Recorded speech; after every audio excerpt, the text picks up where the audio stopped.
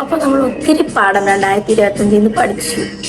അതിലൊന്നാമത്തെ പാഠമാണ്, in case നമ്മളൊരു റിലേഷനിലായാൽ നമ്മൾ ഒരിക്കലും അതിൽ ഫുള്ളി അവരെ ഡിപ്പെൻഡ് ആയിട്ട് നമ്മൾ നിൽക്കല്ലേ. അങ്ങനെ നിൽക്കുകയാണ് അവർ പോകുമ്പോൾ നമ്മൾ കംപ്ലീറ്റ്ലി ലോസ്റ്റായി. അതിൽ നമുക്ക് റിക്കവർ ആയി വരാൻ ഭയങ്കര ടൈം ലാഗ് ആയിരിക്കും. അങ്ങനെ നമുക്ക് അവിടെ ഒത്തിരി ചെലവുകൾ കാണും, നമ്മൾ വലിയ വില കൊടുക്കേണ്ടി വരും. ഈ ലവ് എന്ന് പറഞ്ഞാൽ ശരിക്കും ഈ സിഗരറ്റ് പോലെയാണ്. സിഗരറ്റ് വലിക്കുന്നവൻ അതിൻ്റെ തൊട്ട് ഫ്രണ്ടിൽ വെണ്ടയ്ക്ക മുഴുപ്പയുടെ പോസ്റ്റർ ഉണ്ട്, എന്നിട്ടും അവരത് കംപ്ലീറ്റ്ലി ഇഗ്നോർ ചെയ്യുന്നു. അതുപോലെയാണ് ഈ ലവ്. നമ്മുടെ ഫ്രണ്ട്സും റിലേറ്റീവ്സും ഫാമിലീസും അങ്ങനെ ഒത്തിരി പേര് നമ്മുടെ അടുത്ത് പറയും ഇത് നമുക്ക് പറ്റത്തില്ല, നമുക്ക് ടോക്സിക് ആയിരിക്കും, നമ്മളെ ഡൗൺ ആക്കും. പക്ഷെ നമ്മൾ നെവർ മൈൻഡ് നമ്മളെ മൈൻഡാക്കത്തില്ല. കാരണം നമ്മളെന്താണ്, നമ്മൾ അന്ധമായ പ്രേമത്തിലാണ്, ലൈഫ്. അതുകൊണ്ട് നമ്മളിത് കണ്ടിന്യൂ ചെയ്ത് പോകും. അപ്പം ഇച്ചിരി കഴിയുമ്പോൾ ഇവരെങ്ങാനും നമ്മളെ വിട്ടിട്ട് പോയാൽ നമുക്കൊന്നും ചെയ്യാനില്ല. കാരണം നമുക്ക് വേറൊരാളുടെ അടുത്ത് പോകാൻ പറ്റില്ല, നമ്മുടെ ഫ്രണ്ട്സിൻ്റെ അടുത്തോ ഫാമിലിയുടെ അടുത്തോ ഒരിടത്തും പോകാൻ പറ്റില്ല. കാരണം നമ്മൾ ഇവരുടെ അടുത്തൊക്കെ എഗനിസ്റ്റായിട്ട് നമ്മൾ നിന്നു പോകും. കാരണം നമുക്ക് ആളും മതി. നമ്മൾ അങ്ങനെ നിന്നാ നമുക്ക് എങ്ങും പോകാൻ പറ്റത്തില്ല, നമ്മൾ സഫർ ചെയ്യും. അതൊന്നാമത്തെ പാഠം.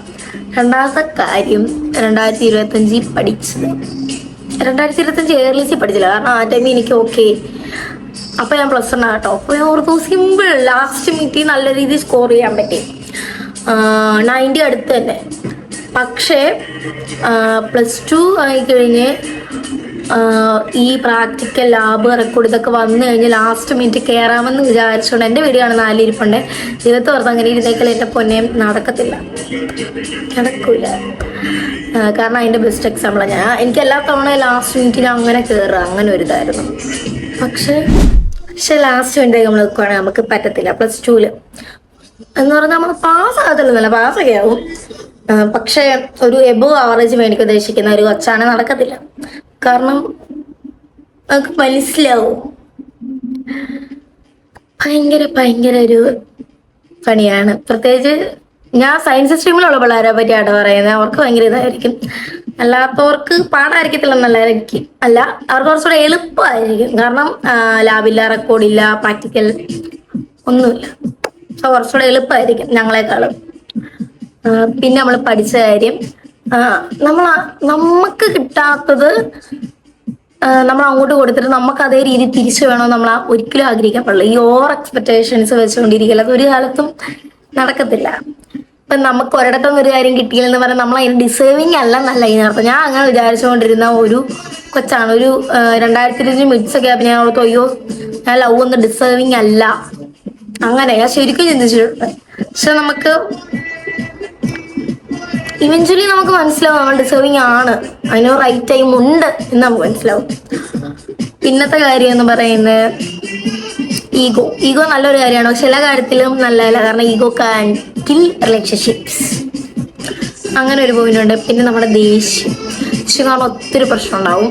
എനിക്കൊക്കെ ദേഷ്യം കാരണം ഒത്തിരി പ്രശ്നങ്ങൾ ഉണ്ടാകുന്ന ഒരു കൊച്ചാണ്. കാരണം ഞാൻ ഭയങ്കര ഷോർട്ട് ടെമ്പറാണ്, ഞാൻ മാക്സിമം ഒതുക്കി വെക്കാൻ. പക്ഷെ ദേഷ്യം വരുമ്പോൾ വായി തന്നെ പറയാൻ പറ്റില്ല. പിന്നെ വലിയ പ്രശ്നങ്ങളോട്ടു. പിന്നെ നമ്മൾ കുറയ്ക്കേണ്ട ഏറ്റവും വലിയ കാര്യമാണ് ഒറ്റ മൈൻഡ്. അതൊക്കെ ഒറ്റ മൈൻഡ് വലിയൊരു എക്സാമ്പിളാണ്. അത് കാരണം ഒത്തിരി പ്രശ്നങ്ങളുണ്ട്. പിന്നത്തെ കാര്യമാണ് നമ്മൾ ആർക്ക് വേണ്ടി ഒരുപാട് എഫോർട്ട് ഇടില്ല. എന്ന് വെച്ചാൽ നമ്മുടെ കാര്യം മറന്ന് നമ്മൾ എഫോർട്ട് ഇടില്ല. അതിപ്പോൾ ഫ്രണ്ട്സ് ആയിക്കോട്ടെ, ലവർ ആയിക്കോട്ടെ, എന്തും ആയിക്കോട്ടെ, ഈവൻ ഫാമിലി ഉള്ള റിലേറ്റീവ്സ് ആയിക്കോട്ടെ, കസിൻസ് ആയിക്കോട്ടെ, എന്തും ആയിക്കോട്ടെ, നമ്മൾ ഒരിക്കലും നമ്മുടെ കാര്യം മറന്ന് നമ്മൾ എഫോർട്ട് ഇടലില്ലേ. അപ്പം അവസാനം ഇത് വന്നു കഴിയുമ്പം നമ്മൾ അവർക്ക് വേണ്ടി ചെയ്തപ്പം നമുക്ക് അവരുടെ സന്തോഷത്തിന് വേണ്ടി നമ്മൾ ചെയ്തേ. അവസാനം നമ്മൾ ചോദിക്കും ഇതൊക്കെ നമ്മൾ ചോദിച്ചിട്ടാണ് നിങ്ങൾ ഏതാണ് ചോദിക്കും. അതുകൊണ്ട് അങ്ങനെ ചെയ്യില്ല. നമ്മുടെ കാര്യം കഴിഞ്ഞാൽ അല്ലെങ്കിൽ നമ്മളായിരിക്കും നമ്മുടെ ഏറ്റവും വലിയ പ്രയോറിറ്റി. അങ്ങനെ ഇതൊക്കെയാണ് മെയിൻ ആയിട്ടുള്ള കാര്യങ്ങൾ. പഠിച്ച കാര്യങ്ങൾ ചോദിക്കാനാണെങ്കിൽ കുറവുണ്ട്. ഇതൊക്കെയാണ് മെയിൻ ആയിട്ടുള്ള കാര്യങ്ങൾ. ബ്രേക്കപ്പ് നടക്കുന്നുണ്ടല്ലോ എന്ന് ആരും കമന്റ് ചെയ്യാൻ നിൽക്കണ്ട. ചിലപ്പോൾ ഞാനീ പറഞ്ഞായിട്ട് വലിയ ബന്ധമൊന്നും കാണത്തില്ല. എനിക്ക് 2025 മനസ്സിലായ കാര്യം എന്ന് പറയുന്നത് 2025 നടന്നേ എന്ന് ഞാൻ ഉദ്ദേശിക്കുന്നില്ല. കുറച്ച് വർഷങ്ങൾ നടന്നതാണ്. ബാക്കിയെല്ലാം ഇങ്ങനെ നമ്മളിങ്ങനെ ചിന്തിച്ചപ്പോൾ നമുക്ക് മനസ്സിലായി അങ്ങനെ എടുത്ത കാര്യങ്ങളുണ്ട്.